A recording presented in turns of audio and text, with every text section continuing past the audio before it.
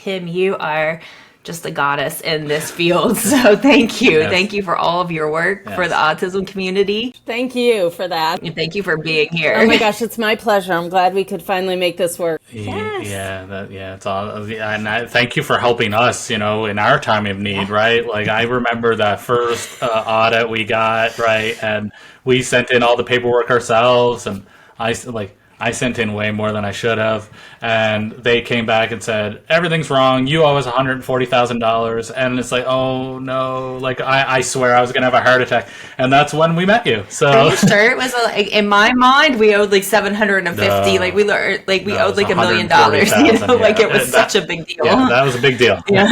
That's a big number, right? That's a big number for, especially, and we see big, we see bigger, we see smaller, but it also, it's the scale of your business too, right? So, and what your cash flow looks like, and what of that amount is really recoupable, because oftentimes it's not all, and if it is all or close to all, can you negotiate a smaller amount? Because oftentimes you can. Yeah, and I mean, out of that one, right, that was like the scariest, it was the first one. They ended up, after we worked with you, it was like, oh, my bad, don't worry, you don't owe us anything. So, like, it's like, how, what, like, what? And so, yeah, it was awful. It was very stressful. And so I guess, the point of this podcast, and kind of what you're doing a lot of too, I guess, is like, how do we prevent those scary situations from happening? Because you are eventually going to have a recoupment audit, right? Somewhere on a regular basis. It happens all the time, and it's happening to, it's beginning, it seems to me, just in sort of watching the ebb and flow of things got a little bit quieter during COVID days, right? There wasn't as much auditing. It still was happening, but not on as much of a scale. And really in the past year and a half, I've seen it kick up a lot more. So I see people often dealing with 2 or 3 audits from different payers at the same time. Which is hard too, because how do you respond to that? Yeah, for sure. And so I think maybe just, some of our listeners, viewers, maybe they don't know exactly what a recoupment audit is. So if you can, we can just kind of step back and say, okay, what is a recoupment audit? Why do they do it? Like, what does it kind of look like when you get a recoupment audit? Sure. So there are, and maybe it's helpful to explain the couple of different kinds of audits there are, right? So there are what I call kind of compliance and administrative clinical audits, where they come in and they look at your records. They look both at your administrative records, your intake paperwork, to make sure everything is looking good there, as well as looking at your session note documentation, your treatment planning documentation, parent training, all of that, to see what's going on.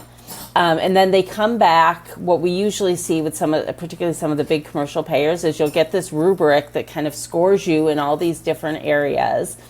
And depending on the payer, you may get, a score by area. And if you're not above a certain percentage, and each one sets their own percentages, you may be required to do a performance improvement plan in that area.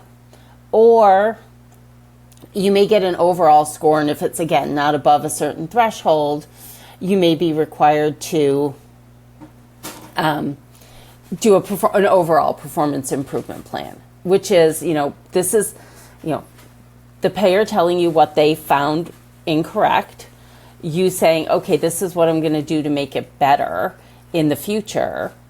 And just in that regard, you don't want to overpromise what you're going to do.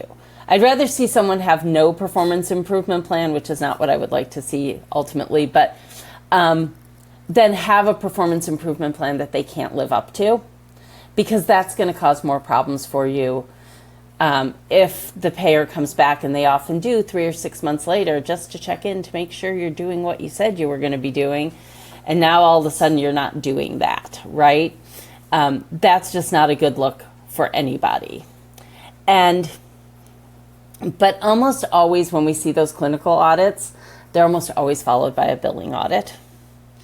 And payers, I've heard from payers that, they're not tied to one another, but, I take that with a little bit of a grain of salt because I almost always see them follow one behind the other. It's not always necessarily for the same children, and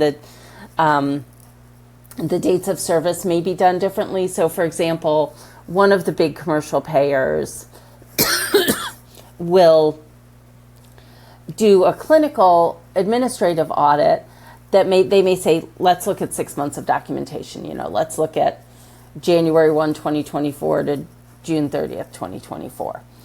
And then when you get your billing audit, it may be individual dates of service that spread over the same or a different time span. And it may be some of the same kids, not some of the same kids, and individual dates of service. And it could be, 10 dates of service for Susie Jones, 25 dates of service for Jimmy Smith, 2 dates of service, for Kim Mack Rosenberg. So it's all over the place. And then what they're looking for in the billing audit is really matching up your claims, what you have billed for, how many units you've billed for, which codes you've billed for, with your clinical documentation to make sure that matches. And the recoupment is if they find that, there's something, there's a date of service that you put in a claim for and you don't have a note. Or there's a date of service you put in a claim for 12 units and your note start and stop time indicates that you provided, 8 units of service. And that could be a situation when you're responding that maybe there's a missing note somewhere, right? In that unit, you have a note for 4 units somewhere else, and they didn't see it or you didn't produce it, or maybe, we're all human. There's a chance you don't have that note, right? But so the recoupment is when they find these errors